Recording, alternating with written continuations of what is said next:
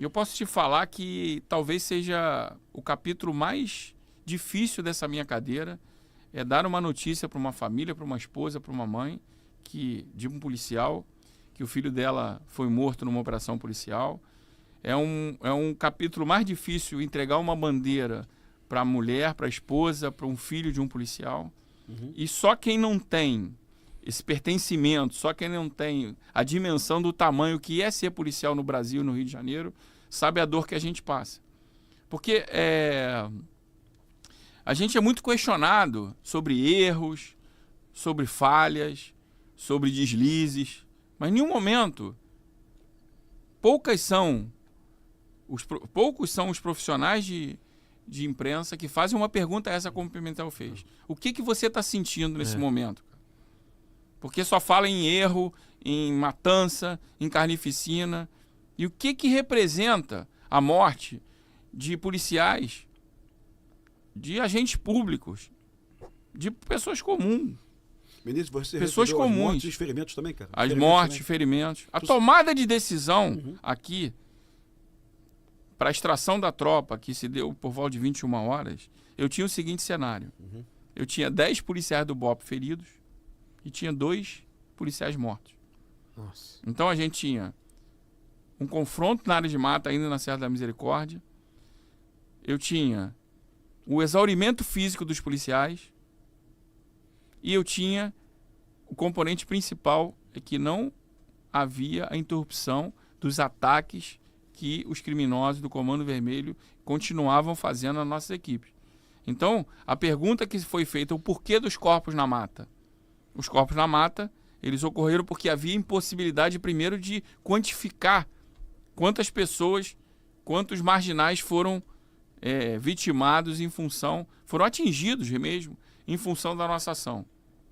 Porque ou você escolhia aumentar a vitimização policial, aumentar o número de mortes ou de feridos da minha tropa, sob pena de eu procurar corpos na mata, e aí você sabe que no combate você tem situações em que o marginal ele é atingido e às vezes o ferimento não é letal, ele se arrasta por metros, às vezes quilômetros da área de combate, e eu não posso determinar se ele foi morto naquele momento, eu não podia quantificar. Então o governador deu uma determinação muito clara, dizendo: Menezes, nós vamos, se tiverem mortos, nós vamos descer com todos os corpos.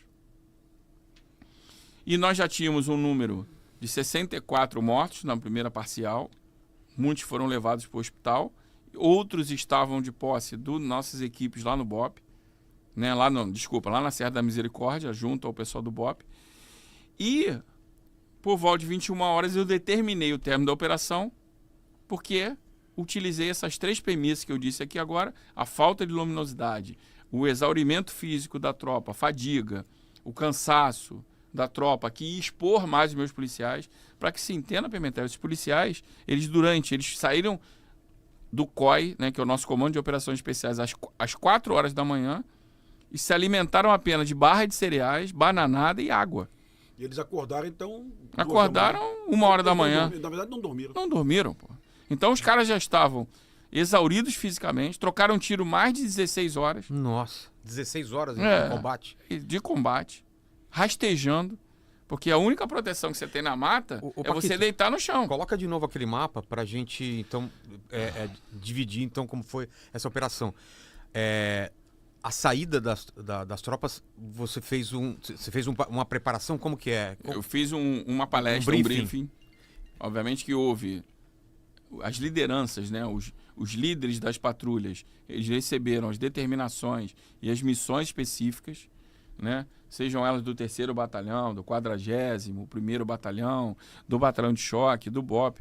Todos os líderes de equipe receberam as suas missões específicas, mas eu fiz uma palestra, um briefing inicial, falando da importância da operação, falando dos riscos envolvidos, falando da questão histórica da operação, que foi a maior mobilização policial de todos os tempos, e para que eles utilizassem todas as técnicas envolvidas, o treinamento envolvido, todo o arcabouço tecnológico envolvido e, principalmente, contasse com a minha presença, com a presença da cúpula da corporação, que nós estaríamos juntos para apoiá-los. Qualquer demanda precisava ser reportada ao escalão superior para que as providências fossem tomadas imediatamente. A idade desses policiais? Nós tínhamos policiais desde 25 até policiais de 50 anos. Então nós tínhamos uma variedade muito grande, porque nós tínhamos soldados até subtenentes trabalhando na tropa. Homens e mulheres. Homens e mulheres. A gente tem esse discurso, não tem uma parte aí? Tem. Ô, Paquito, você coloca para o pessoal? Então vamos lá. O que estava passando na tua cabeça? Qual era a tua ansiedade? O que passa naquele momento para você? E o Pimentel também pode falar da parte do pessoal. Qual é a sensação numa hora dessa?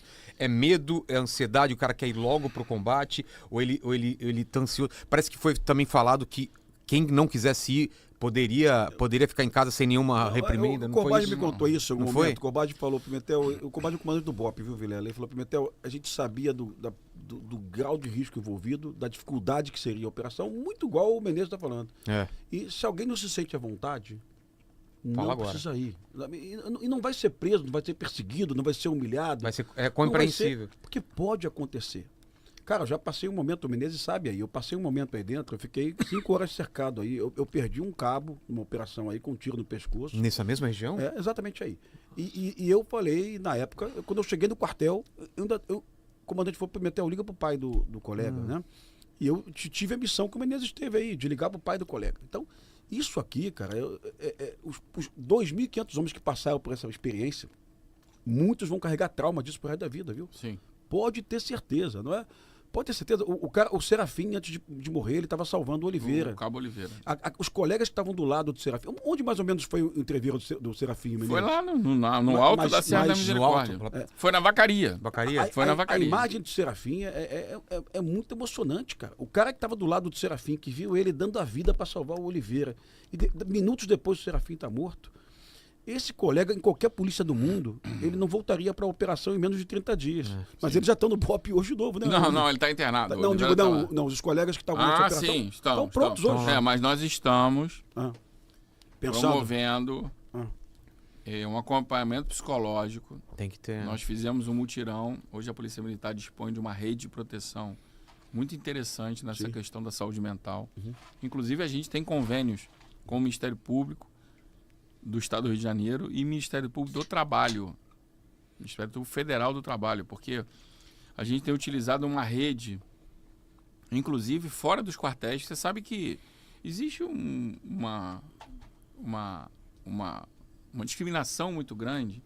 Aquele policial que procura o serviço psicológico dentro do quartel é maluco. Sim. E aí você tem a coisa do ethos policial, do super-herói, do cara do vigor físico, que ele vence qualquer batalha, que ele supera qualquer desafio. O próprio lema do BOP, a vitória sobre a morte. Então isso é muito forte e emblemático. Então você imagina você estar numa unidade em que a pressão psicológica para o cara estar bem, para o cara apresentar resultado, para o cara ser o melhor, uma disputa interna. Não pode passar vergonha. Inclusive tem uma mensagem que, se eu não me engano, é o próprio Serafim, que ele passa para a família. Eu vi ontem na televisão, não tive acesso a isso no dia da operação, mas ele fala assim: eu prefiro a morte do que a desonra de recuar. Nossa. Ou seja, isso é emblemático. Foi Serafim, Cláudio, ou foi o outro colega? Eu vi alguma coisa sobre isso, eu fiquei Exatamente. Tá? Ele prefere a morte do que a desonra de recuar. Ou seja, você imagina a pressão psicológica que tem sobre esses policiais, e se ele, de alguma maneira, manifestar que ele não está equilibrado, não está em condições de atuar, o quão o sentimento de fracasso vai aflorar na vida dele. Então, é muito difícil. Porque é um sentimento meio de irmão, de batalha, que de irmandade, você né? Sim. Irmandade, você está do Não, lado do eu cara. tive na visita com os policiais, isso é importante aqui, que ficaram alguns policiais na questão da operação dos drones, e eles ficaram no comando de polícia falsificadora, que fica ali próximo à entrada do Alemão, fica ali perto da Nova Brasília, na Avenida Itaoca. Sim. E aí, muitos policiais estavam lá operando drones. Tem uma questão logística envolvida que nós levamos, inclusive, uma RUMB, que a gente chama aqui, que RUMB é Reserva Única de Material Bélico. Nós levamos munições e equipamentos, carregadores, para que esses policiais pudessem recarregar suas armas. Porque o confronto ele se deu de forma tão intensa que o consumo de munição extrapolou e muito a contingência que a gente tinha. Só para Vilela, o que ele está falando, que historicamente, aconteceu comigo várias vezes, e com ele também, nós no Alemão acabava a munição, né? Ficar sem munição. Ficar sem munição. Na terceira hora de combate, você levava 4 carregadores de FAL 762, 80 tiros, mais um carregador no teu fuzil, 100. Isso aí some em 10 minutos de combate. 10 minutos de combate. E aí você tinha que sair da favela, aguardar alguém voltar no quartel para buscar mais munição, né? E a munição não cabe toda ela no carregador, então ela vem em caixinhas, tem que abrir a caixa, remuniciar, né? Isso tudo é uma preocupação que nós tivemos, que você teve dessa vez, né? Exatamente. A gente teve preocupação com a questão do atendimento ao policial. Nós tivemos presença de várias equipes do nosso paramédico. O Menezes, eu soube que o Porto é um médico que nem do BOP é mais. Ele tá no palácio. Ele se mandou para a operação, Nós né? tivemos 5 oficiais. Médicos? Não, 5 policiais, né? Que saíram dos seus gabinetes, que estão à disposição de outros órgãos. Eu tive um do Tribunal de Justiça, tive 2 do Tribunal de Contas.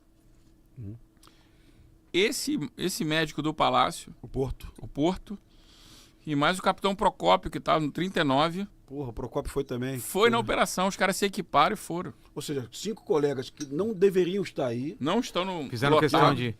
Mas que são colegas com conhecimento técnico. Fizeram questão de participar da operação. Cara. Então isso é importante. Dizer que isso gerou também essa operação. O fato que precedeu a operação, ela gerou uma expectativa e uma mobilização muito grande no Batalhão de Operações Especiais e na Polícia Militar como um todo. Menezes, já dar uma bravura pro Procópio já, viu, cara? O Procópio esteve na Ponte Rio-Niterói. O nosso negociador da Ponte Rio-Niterói, Cláudia, foi o Procópio, viu? O cara que negociou aquela rendição na Ponte Rio-Niterói, né? Lembra daquilo? O cara é bom, viu, cara? Vamos montar o processo. Vamos montar o processo. Fala o nome dos colegas aí com certeza. E o Porto também, cara. Fiquei feliz de ver o médico na linha de frente lá, viu, cara? Exatamente. Sensacional.